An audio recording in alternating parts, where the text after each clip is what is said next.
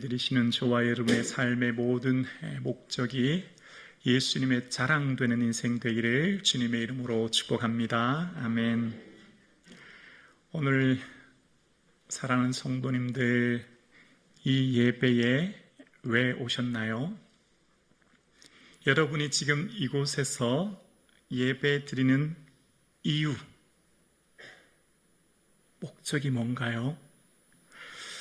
이 질문은 아주 중요합니다. 인생의 동기를 점검하지 않으면 방향과 목적이 잘못될 수 있어요. 그렇게 하지 않으면 본질에 집중하지 못하고 우리 인생이 방황하거나 헛된 인생을 살 수 있기 때문이에요. 여러분, 제가 교회를 목회하잖아요. 제가 왜 목회할까요? 라고 하는 질문에, 당신은 왜 성북중앙교회를 목회합니까? 라는 질문에 중심에 만약에 내가 있다면 성도님들을 나 자신이 교회를 부흥시켜서 유명해지고 또 사람들에게 영향력을 끼치고 나를 증명하려고 한다면 어떻게 될까요? 성도님들은 저의 목회의 이용 대상입니다. 열심히 훈련시켜서 부흥의 도구로 많은 사람들을 전도하게 하고, 그래서 내가 얼마나 대단한 사람인지, 그리고 나는 이만큼 능력 있는 목사다라고 하는 것을 증명하려고 할 거예요. 그러면 제가 교회가 크게 부흥했다고 해볼게요. 그러면 제가 은퇴할 때 어떻게 할까요? 내가 이만큼 교회를 성장하고 헌신하고 희생했으니 내게 이만큼은 줘야 되지 않느냐, 과한 은퇴 자금을 요구할 것입니다. 아주 무리한 것을 요구할 겁니다. 왜냐하면 목회의 모든 목적이 나 자신에게 둘 때 그렇게 된다는 거예요. 그러면 목회하다가도 힘들고 어려운 일 만나면 어디 더 좋은 큰 교회에서 오라고 하면 뒤도 돌아보지 않고 갈 겁니다. 왜냐하면 더 좋은 데 가는 게 훨씬 나에게는 더 유익하기 때문이에요. 이런 목사를 저는 사장과 같은 목사다 생각합니다. 기업을 경영하듯이, 기업의 이윤을 극대화하듯이 사장과 같은 기업을 경영하는 이런 목사의 철학은 듣기 좋은 말만 합니다. 인기 관리하고 부흥이 목적이기 때문에 사람들이 어떤 말 하면 좋아하는지를 알기 때문입니다.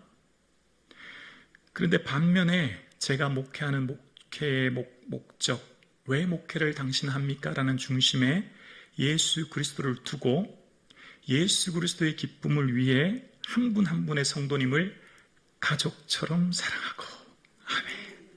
성도님은 저의 부흥의 목회 이용의 대상이 아니라 사랑의 대상으로 한 분 한 분 눈물로 기도할 것입니다.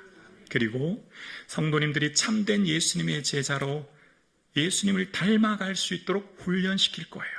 그러다 보면 저절로 기쁨이 넘칠 것이고 은혜가 넘쳐나게 될 것이고 교회도 성장하게 될 것입니다. 그러면 이 목회가 힘들고 어려울 때, 목회를 하다 보면 힘들고 어려울 수도 있지요. 그러나 더 크고 좋은 교회에서 청빙 온다고 제가 갈까요? 천만의 말씀. 아버지가, 자식 버리고 가는 아버지가 어디 있겠습니까? 이런 목사를 저는 아버지와 같은 목사다 생각합니다. 아버지와 같은 목사는 목회의 철학이 예수님께 두기 때문에 그 말씀이 때로는 본문에 충실해서 혼을 내고 야단을 치기도 해요. 왜냐하면 성경을 보세요. 성경의 대부분의 많은 내용들이 야단치는 내용이에요. 훈계예요. 성경 보세요. 선지자들의 말을 보세요. 예수님의 첫 번째 하신 말씀들을 보세요. 예수님의 말씀을 보면 성도들을 혼내키고 야단치고 권면하고 책망합니다. 왜 그렇죠? 사랑하기 때문이에요. 사랑하기 때문에. 거기에 생명이 있고 살려내야 되기 때문인 것입니다. 그래서 제가 목회할 때 목회 동기가 너무너무 중요한 거예요. 제가 왜 오늘 성북중앙교회를 목회하느냐의 중심에 예수님의 기쁨 되기 위해, 예수님을 위해 목회할 때 제 목회가 본질에서 벗어나지 않고 방황하지 않는 주님 기뻐하는 목회가 될 줄로 믿습니다. 자, 마찬가지예요. 오늘 여러분이 예배당에 예배드리러 오셨어요. 예배드리러 온 것은 주님 예배하기 위한 것이죠. 맞아요. 예배함을 통해서 하나님을 경배하며 주님 주신 은혜를 누리고 이 받은 은혜로 삶을 한 주간 힘있게 살아가는 은혜를 누려요. 성도들과 함께 교제하고 친교함으로 주님의 주시는 기쁨을 누립니다. 맞습니다. 그런데 여기에서 잘 생각해 볼게요. 여기에 중심이 나에게 있을 때 조금 더 다시 생각해 보셔야 돼요. 우리가 나에게 중심을 두면 내가 예배하고 봉사하고 희생하는 것 조건이 됩니다. 더 큰 축복 받기 위한 조건이요. 우리의 삶 가운데 지금 이 시간 우리가 예배하고 주님을 경배하는데 기준이 뇌가 되면 내 감정, 내 만족, 내 행복을 위해 예배드리게 돼요. 그래 되면 모든 중심이 나를 증명하고 내게 유익이 될 때만 행동하게 됩니다. 이것은 타 종교에도 다 있어요. 모든 종교에 동일한 가치가 다 숨겨져 있어요. 예수 믿지 않은 사람도 다 이 가치 따라 살아가요. 나의 만족, 기쁨, 행복이죠. 성경에 이렇게 등장했던 사람들이 있어요. 다 자신의 만족을 위해 따랐던 사람들을 무리라고 합니다. 무리의 중심에는 떡을 먹고 배부르기 위해서 예수님을 따랐고요. 예수님 십자가에 못 박힐 때 죽음이라고 하는 것이 두려워 다 흩어져 버렸어요. 이러한 무리는 결코 사명을 성취할 수 없습니다. 그러나 반면 나 자신에서 출발합니다. 모든 신앙의 동기는 나죠. 나의 주시는 은혜를 누리기 위함인데요. 이제 성장해야 됩니다. 한 단계 넘어서야 되는 거죠. 그래서 우리의 신앙의 중심은 예수님이 되어야 합니다. 예수님을 위해 예배하는 거예요. 왜냐하면 예수님이 당신의 생명을 내게 주셨고 이 생명은 천하를 다 줘도 살 수 없는 은혜 중에 은혜예요. 어떤 것과도 바꿀 수 없어요.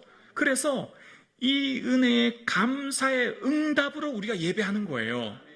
감사함에 너무나 내 삶의 은혜가 많아서 삶의 그 반응으로 나의 삶을 드리는 거예요. 그래서 우리의 삶의 모든 삶의 목적은 예수님을 증명하고 예수님을 보여주기 위해 삶을 살아가는 것. 이것이 기독교의 독특성입니다. 타 종교에 없는 이 기독교의 독특성은 예수님을 주라고 고백해요. 주 예수를 믿으라. 그리하면 너와 내 집이 구원을 얻는다. 우리는 이 말씀을 굉장히 그냥 편하게 쉽게 듣지만 믿으면 되네 라고 하지만 사실 이 주라고 하는 말, 이 성경이 기록되어 있었던 사도행전 시기의 주는 황제에게만 할 수 있는 말이에요. 예수를 믿는다고 하는 것은요, 순교를 각오하는 거예요. 죽음을 각오해야 돼요. 왜냐하면 황제는 딱 한 명, 로마의 황제 딱 한 명밖에 없거든요. 큐리오스라고 하는 황제는 로마의 황제 딱 한 명밖에 없는데 우리의 주는 더 이상 로마의 황제가 아니라 하나님의 아들인 예수 그리스도다. 그 고백하는 거거든요. 그 고백하는 즉시 순교를 각오하고 온 가족이 핍박받을 것을 감내해야 됩니다. 그러니까 얼마나 어렵고 힘든 일인지 몰라요. 예수님을 내 인생의 주인으로 고백하는 것. 그래서 내 삶의 모든 삶의 존재 이유가 예수 그리스도의 기쁨 되기 위해 살아가는 것, 그 삶의 목적이 될 수 있기를 주의 이름으로 축원합니다.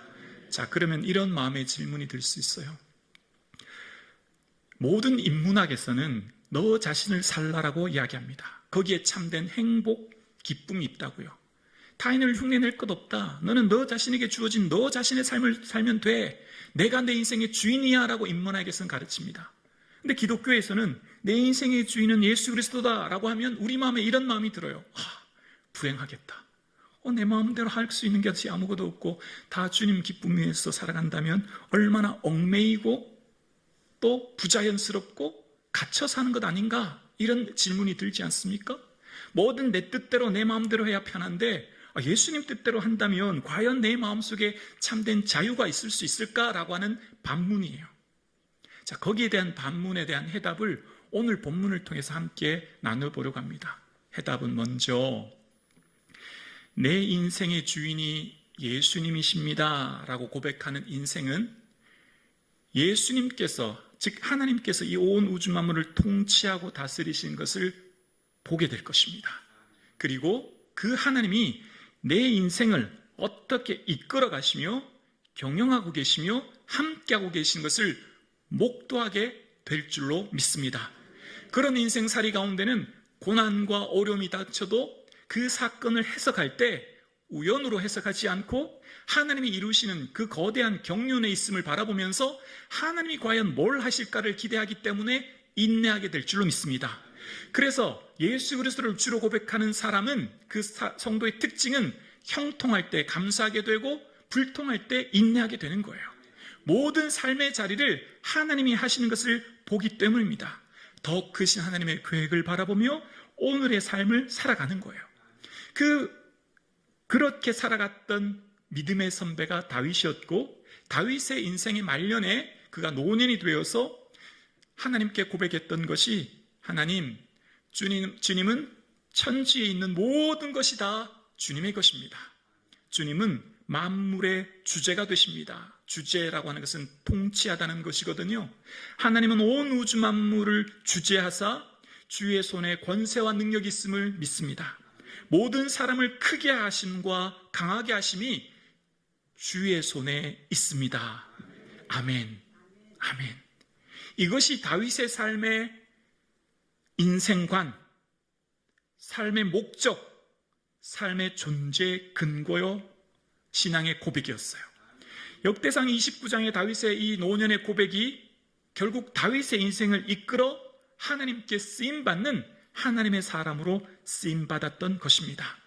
다윗의 인생에 일어났던 사건, 고난, 어려움은 어쩌다가 우연히가 아닌 하나님의 계획하신 더 큰 계획을 바라보았기 때문에 그는 광야의 시간에서도 끊임없이 주님의 뜻을 묻고 주님이 뭘 하실까를 바라보았습니다. 왜냐하면 종은 반드시 주인의 뜻을 묻고 행하기 때문입니다. 그래서 다윗의 오늘 본문 앞서 보면 다윗의 삶에 큰 위기를 만났을 때 더 이상 가나안, 유대 땅에는 도망갈 곳이 없는 거예요. 그래서 부모님은 연로하시고 이 유대 광야를 다닐 곳이 없어서 모압이라는 곳으로 해외로 망명시켜요. 아마 증조모 롯이 그 신앙의 대의 뿌리였기 때문에 부탁했던 것 같아요. 그렇게 부탁할 때 다윗의 삶의 고백, 내가 왜 이렇게 하는지에 대한 고백을 사무엘상 22장 3절에 이렇게 고백합니다.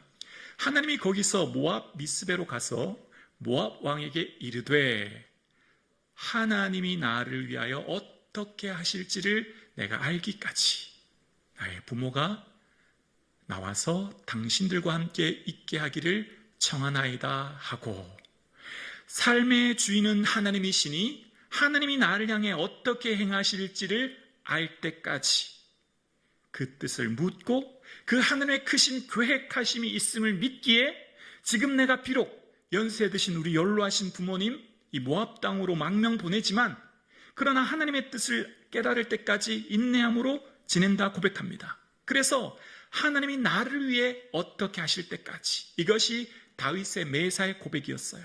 그래서 주님의 뜻을 묻고 매 순간마다 하나님이 기뻐하시는 선택, 결정, 그 선택으로 나아갔던 것이고 그 삶을 하나님께서 기뻐하셔서 글을 쓰셨던 것입니다. 오늘 함께 예배드리시는 저와 여러분의 삶에 중요한 선택의 갈림길에 있을 때 먼저 주님의 뜻을 물을 수 있는 지혜가 있기를 주님의 이름으로 축원합니다. 오늘 본문의 다윗은 이제 멀리 유대 땅을 도망 다니는데 블레셋이 그일라 지방을 공격해서 그일라 지방에 살고 있는 사람들의 타작마당을 다 빼앗아 갔다는 거예요. 타작마당이란 말은 1년 농사를 다 지어서, 예를 들어 밀 농사를 지었으면 이제 밀을 탈곡을 했는데 추수가 끝났는데 가져가면 어떻게 돼요? 1년 농사가 다 사라져요. 우리 가족이 이제 어떻게 살아요? 당장 살아야 되는데 생존의 위협을 받는 상황이 생긴 겁니다. 블레셋이 공격해서 그일라 지방을 탈취했다라고 하는 말을 들었어요. 이 말을 들었을 때 다윗의 마음에 어떤 생각이 들었을까요? 굳이 내가 가야 될 필요가 있을까? 그런 생각 하지 않았을까요? 왜냐하면 이스라엘의 왕은 사울입니다. 왕은 다윗이 아니에요. 그리고 지금 다윗이 여기에 함께 도와주기가 참 어려운 상황의 전제 조건이 뭐였냐면, 오늘 본문 앞장에 보면 부모님을 먼저 모압 땅으로 보냈어요. 그래서 시편에 보면 이런 표현이 나와요. 형제들이 나에게 객이 되고 형제들이 나를 친형제처럼 따뜻하게 대해주지 않는다는 거예요. 왜냐하면 다윗 때문에 부모님과 형제들이 지금 어려움을 겪고 있거든요. 나 때문에 지금 도망자가 됐잖아요. 그러니까 지금 집안 전체도 다윗으로 인해서 참 힘든 분위기를 겪고 있어요. 그러니까 다윗이 부모님이 나 때문에 이 고생한다고 생각하니까 마음이 얼마나 힘들었겠어요. 또 하나 있어요. 다윗이 조금 전에 어디를 지나왔냐면 이 높 성읍을 지나왔거든요. 거기는 아히멜렉 제사장에게 도움을 받고 온 거예요. 그런데 사울 왕이 높 성읍의 아히멜렉 가문 그 집안 사람들 85명을 젖먹이 아이까지 완전히 몰살시킨 겁니다. 그래서 다윗이 이렇게 이 백성이 죽은 것 다 나의 탓이다 이렇게 얘기해요. 그러니까 지금 얼마나 큰 자책감 또 아픔 상처를 느꼈겠습니까? 그러니까 지금 다윗이 그일라 사람들이 이 탈취물을 빼앗겼다는 말을 들었을 때 도와줄 수 있는 형편이 전혀 안 돼요. 할 수 있는 조건이 전혀 안 돼요. 그런데 그때 어떻게 할까요? 다윗의 반응이 나와요. 2절입니다. 2절에 이에 다윗이 여호와께 묻자와 이르되, 다윗이 뭐 했다고요? 하나님께 물었다는 거예요. 여러분, 하나님을 주로 고백하는 사람의 특징이 있어요. 고난을 만나면 임의대로 판단하지 않아요. 내 생각이나 내 경험, 내 지식에 의지해서 판단하지 않아요. 반드시 하나님 어떻게 하는 게 좋을까요? 묻게 되는 거예요. 지금 나타난 이 일들로 통해서 하나님의 뜻을 묻게 되어요. 하나님께 어떻게 할지 물었던 다윗에게 하나님이 은혜 내려주시죠. 우리의 삶에 열심보다 더 중요한 것은 방향이잖아요. 그 방향은 동기로부터 나오는 거예요. 그 동기가 참 중요한데 그것은 끊임없이 하나님 앞에 엎드려야만 가능한 거예요. 그래서 여러분, 평상시 남의 일은 그냥 남의 일이지만 기도하면요, 남의 일이 나의 일이 돼요. 다시요. 평상시는요, 그 사람 일은 그 사람 일인지 내 코가 석잔데 나도 지금 먹고 살기 바쁘고 힘든데 라고 드는데요. 그런데 참 특이한 게 있어요. 기도하면 남의 일이 나의 일이 되는 거예요. 그래서 하나님이 나를 도와주시라고 하니까, 하나님이 그일날을 도와주라고 하니까 얘기했을 거 아니에요. 그런데 사람들이 반응이 나와요. 사람들의 반응은 불가능하다는 거예요. 3절입니다. 다윗의 사람들이 그에게 이르되, 보소서 우리가 유다에 있기도 두렵거든 하물며 그일라에 가서 블레셋 사람들의 군대를 치는 일이까 한지라. 자, 다윗을 쫓았던 400명의 사람들이 말합니다. 우리가 지금 여기 유다에서 도망다니는 것도 두려운데, 지금 우리가 발각될까 봐 두려운데, 생각해 보세요. 우리가 출격해서 블레셋까지 갔다가 전투를 치르고 오면 사울이 분명히 그 얘기를 들을 텐데, 전쟁 치르고 올 때 사울이 기다리고 있다 급습하면 우리 다 몰살당합니다. 안 됩니다. 안 돼. 도저히 안 됩니다. 우리가 여기 있는 것도 두려운데요. 언제나 하나님의 일을 하면 응답받았어요. 하나님 말씀대로 순종하려고 나가요. 그러면 반드시 형통하고 돕는 사람을 만나고 모든 일이 잘 되는 게 아니라 큰 벽을 만나게 되어 있어요. 주님 뜻에 순종하며 사는 길은요, 참 힘들어요. 그래서 순종하고 나가는 길이 참 어렵고 힘들어요.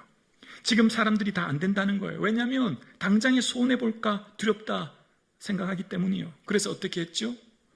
그래, 안 되는구나.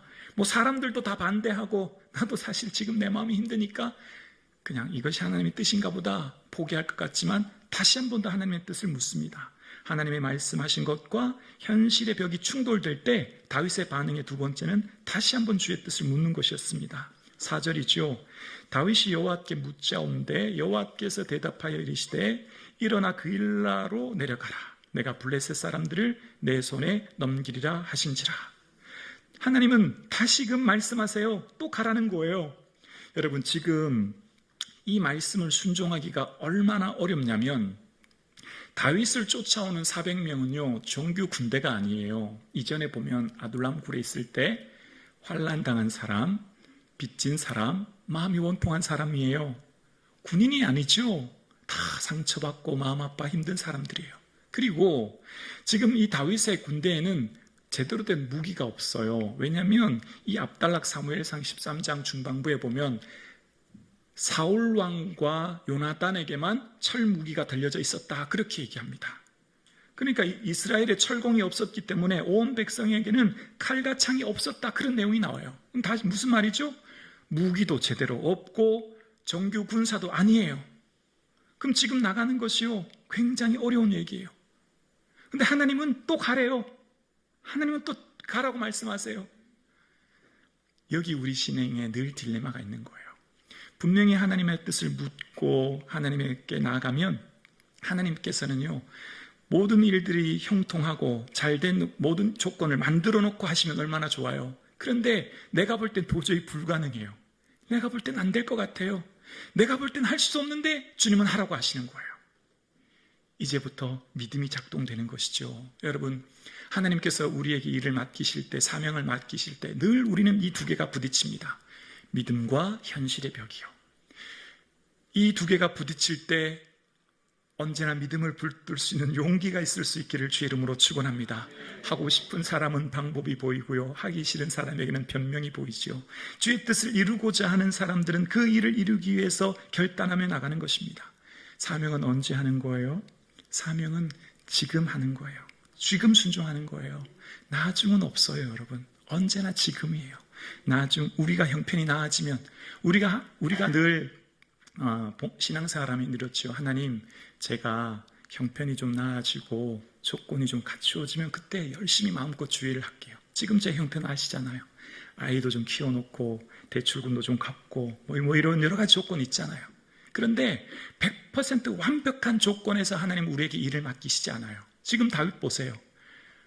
다윗의 마음은 아버지의 망명으로부터 힘들죠.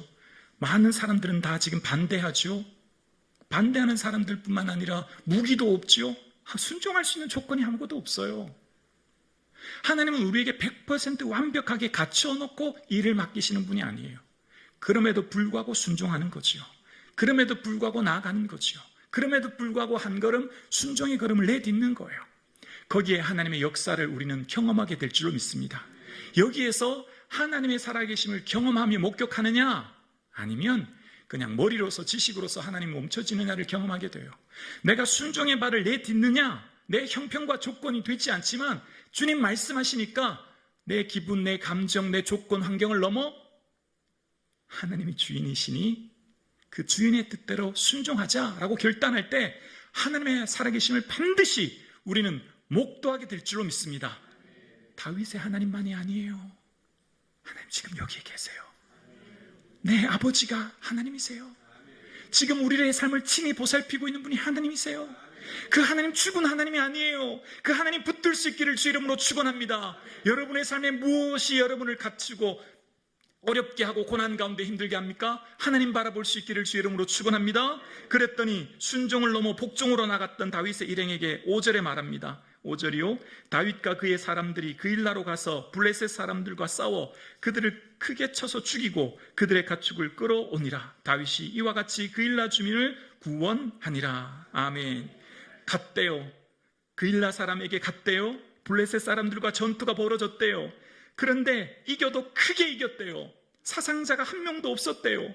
탈취물을 다 그대로 가져왔대요. 은혜인 줄로 믿습니다. 순종의 발을 내딛는 사람에게 홍해가 갈라지듯 여리고가 무너지듯 하나님의 살아계심은 순종하는 자를 통해 역사하는 줄로 믿습니다. 왜 하나님이 죽은 하나님이시라고 생각하세요? 순종하지 않으니까. 불가능한 현실 가운데 순종하지 않고 가만히 있으니 그냥 하나님은 죽은 하나님처럼 느껴지지만 불가능한 환경 가운데서도 하나님, 저는 하나님을 믿고 의지합니다. 순종의 발을 내디딜 때 역사하시는 하나님을 경험하게 될 줄로 믿습니다. 아멘이십니까?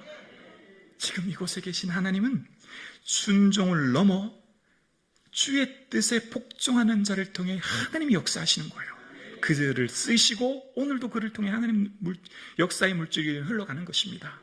그러나 여기서 잘 기억해 보십시오. 하나님이 주인 되지 않고 내가 내 인생의 주인 되어 살아가는 사람은 사건과 문제를 만났을 때 임의대로 내 마음대로 해석하여 선택을 오판하는 선택을 하게 됩니다. 그것이 사울이었어요. 7절 볼까요?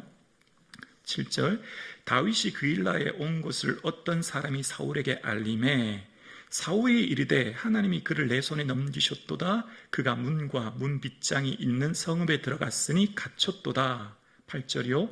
사울이 모든 백성을 군사로 불러 모으고 그일라로 내려가서 다윗과 그의 사람들을 애워싸려 하더니 어떤 사람이 얘기한 거예요. 지금 왕이시여 다윗이 그일라에 숨어 있다고 합니다. 그래? 드디어 기회가 왔다. 뭐라고 하죠? 하나님이 나에게 넘기셨대요. 그리고 온 병사를 이끌고 출동합니다. 여러분, 하나님의 뜻을 물을 때는 반드시 하나님이 어떤 분인가를 잘 아셔야 돼요. 하나님은 사랑이시라. 하나님은 사랑의 하나님이시요, 위로의 하나님이시요, 소망의 하나님이시요, 은혜의 하나님이십니다. 하나님은 누구를 죽이고 고통스럽게 하고 아프게 하는 하나님이 아니에요.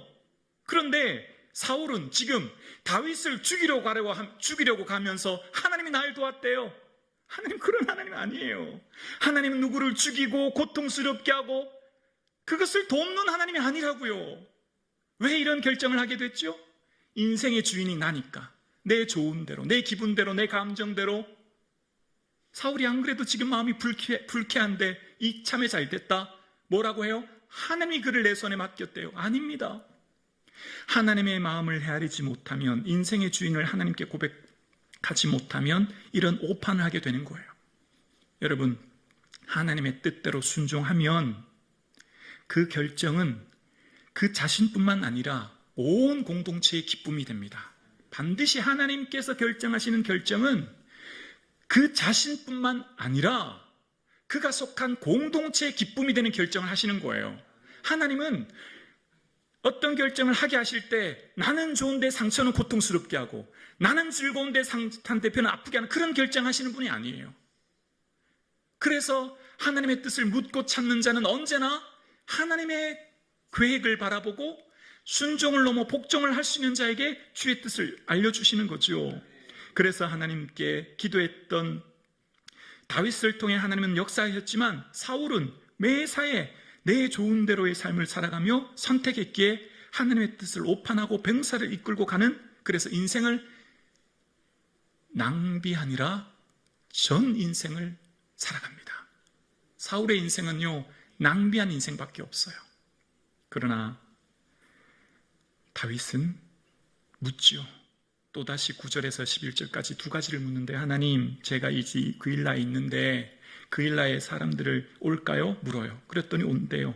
근데 두 번째 또 물어요. 12절에 보면 이런 질문을 해요. 다윗이 이르되 12절이요. 그일라 사람들이 나와 내 사람들을 사울의 손에 넘기겠나이까 하니 여호와께서 이르시되 그들이 너를 넘기리라 하신지라. 가슴이 철렁 내려앉는 응답을 들었어요. 아니, 지금 하나님이 다윗이 뭐라고 질문했죠? 하나님, 제가 이 숨어있는 이 그일라 성에 있는 사람들이 사울왕이 오면 나를 그 사람들에게 내어줄까요? 물었더니 너 내줄 거야. 뭔 말이죠? 배신한다는 거예요. 생명을 바쳐서 군사 400명을 이끌고 적진에 가서 모든 것을 다 가져왔는데 감사하다고 근사를 하고 보상을 해줘도 모자란데 배신한대요. 여러분, 견딜 수 있을까요? 어떻게 이럴 수 있지? 아니, 어떻게 나한테 이럴 수 있지? 나는 정말 순종할 수 없는 상황 가운데 군사 이끌고 갔는데, 여러분, 인생을 살다가 이런 일 없으세요? 나는 정말 아낌없이 사랑했는데, 아낌없이 주고 정말 온 마음 다해 사랑했는데 들려오는 말은 나를 향하는 비난이에요. 너무 큰 상처가 돼요. 어떻게 이럴 수가 있나? 밤낮이 오고 잠이 안 와요. 경험해 보신 분만 알아요. 진짜 진짜 뼈가 녹는 것 같아요. 그런데 이럴 때 어떻게 했는지 다윗의 고백이 시편 109편 4절에 나와요. 시편 109편 4절 자막 보여주실래요? 네. 함께요. 나는 사랑하나 그들은 도리어 나를 대적하니 나는 기도할 뿐이라. 주님, 나는 사랑하는데 나를 배신하고 나를 대적해요. 어떻게 해요? 하나님 앞에 내 마음 쏟아놓는 거예요. 그게 기도죠. 그게 기도죠. 하나님 앞에 다 일러주는 거예요. 하나님, 저 정말 속상해요. 너무 고통스러워요. 어떻게 이럴 수가 있나요? 그게 기도죠. 사람 앞에서 하는 말은 대하지만 하나님 앞에서 하는 건 기도죠. 하나님께 내놓는 거예요. 사랑하는 성도님, 여러분의 인생에 정말 이해할 수 없는 사람들과의 관계로부터 오는 상처가 있으세요? 하나님 앞에 마음을 쏟아내 놓을 수 있기를 주의 이름으로 축원합니다. 이것이 우리에게 위로가 되죠. 사람들이 물이 많다고 내 속마음 내놓을 사람 거의 없을걸요. 잘 없어요. 사실은 내 아내에게도 내 진짜 마음 내놓기가 정말 어려워요. 그러나 나를 모태에서부터 지으신 하나님께 내 마음 쏟아내 놓을 때 반드시 일어날 때는 그냥 일어나게 하지 않으실 거예요.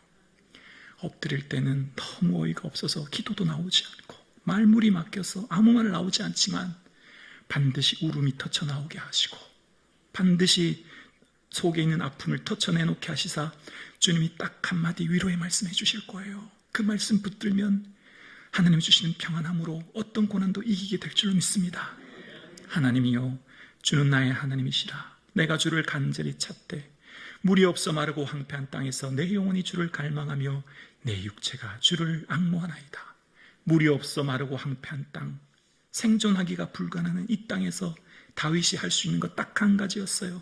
하나님, 내 영혼이 주님을 갈망합니다. 도와주세요. 하나님, 은혜 내려주세요. 오늘 예배드리시는 사랑하는 성도님, 여러분의 삶의 자리가 마르고 황폐하여 어떤 것 하나도 누구에게도 도움받을 수 없는 정말 생존조차가 불가능한 땅 가운데 서 계십니까? 고개 들어 주를 바라볼 수 있기를 주의 이름으로 축원합니다. 지금 내가 서 있는 그 땅이 얼마나 어려운지, 얼마나 고통스러운지는 하나님만 아실 것입니다. 내 형편 처지는 주님만 아시기 때문이에요. 그래서 시편을 보면 눈물이란 단어를 제일 많이 사용한 사람, 시편의 눈물이란 고백의 1등은 다윗이고요, 신약의 눈물을 1등으로 말했던 사람은 사울인 거 아세요? 다윗이 왜 1등으로 눈물을 많이 얘기했을까요? 탄식함으로 피곤하여 밤마다 눈물로 내 침상을 띄우며 내 요를 족시나이다. 눈물을 가장 많이 흘리고 눈물이란 말을 가장 많이 했던 사람이 다윗이에요. 왜 그럴까요? 너무 억울하고 원통하고 아픔이 얼마나 컸을까요? 그 인생의 눈물이었지요. 그 눈물을 주님께 아뢰는 거예요. 오늘 함께 예배드리시는 사랑하는 성도님, 주님 앞에 울 수 있는 은혜가 있기를 주의 이름으로 축원합니다. 그럴 때 다윗의 삶 가운데서요, 주님이 위로하시죠. 그리고 다윗의 시야가 바뀌었다는 걸 알게 되어요. 왜냐하면 나 때문에 이 성읍을 사람들을 멸하러 왔다라는 고백을 하거든요. 사실 그일라의 사람들 입장이 이해가 되는, 그일라 사는 사람들 입장을 이해하는 거예요. 왜냐하면 높 땅에 사는 사람들이 나 때문에 다 죽었으니 그일라 사는 사람들도 나 때문에 몰살될 수 있겠구나, 이제 오히려 이해하는 거예요. 그래서 10절에 보면 사울이 나 때문에 이 성읍을 멸하러 왔구나 라고 생각하는 거예요. 오히려 배려하게 되고 오히려 품게 되고 오히려 그 사람들 이해하게 됐죠. 그리고 이제 그곳을 떠납니다. 13절에 보면 다윗과 그의 사람 600명가량이 일어나 그일라를 떠나 갈 수 있는 곳으로 갔더니 다윗이 그일라에서 피한 것을 어떤 사람이 사울에게 말하매 사울이 가기를 그치니라.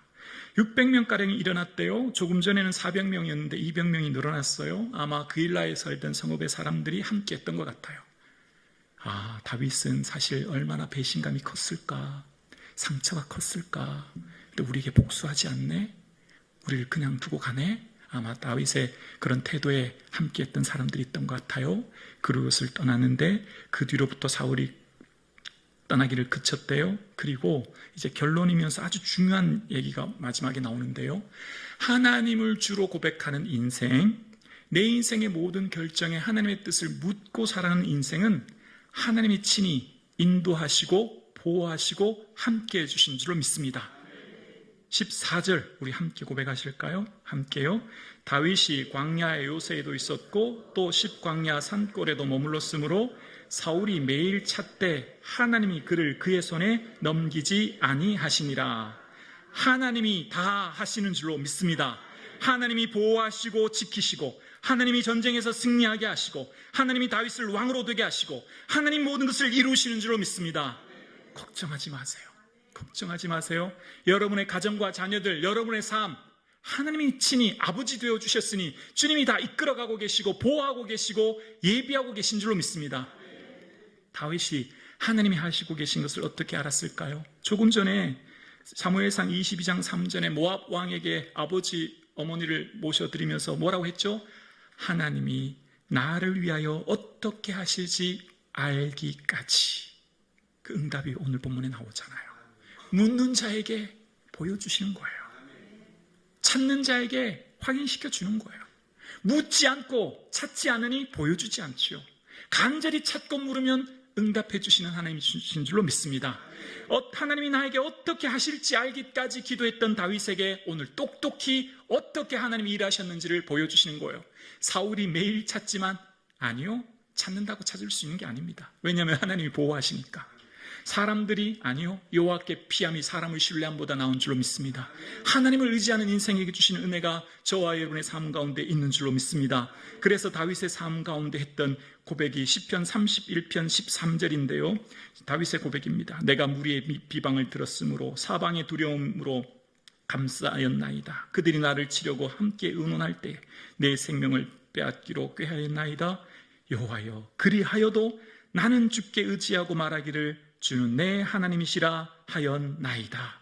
그리하여도 오늘에 충실하게 해석하면 이렇습니다. 누가 뭐라고 해도, 어떤 상황을 만나도, 그럼에도 불구하고 그리하여도 하나님을 의지하고 하나님을 바라볼 때 하나님의 역사를 우리 모두는 경험하게 될 줄로 믿습니다.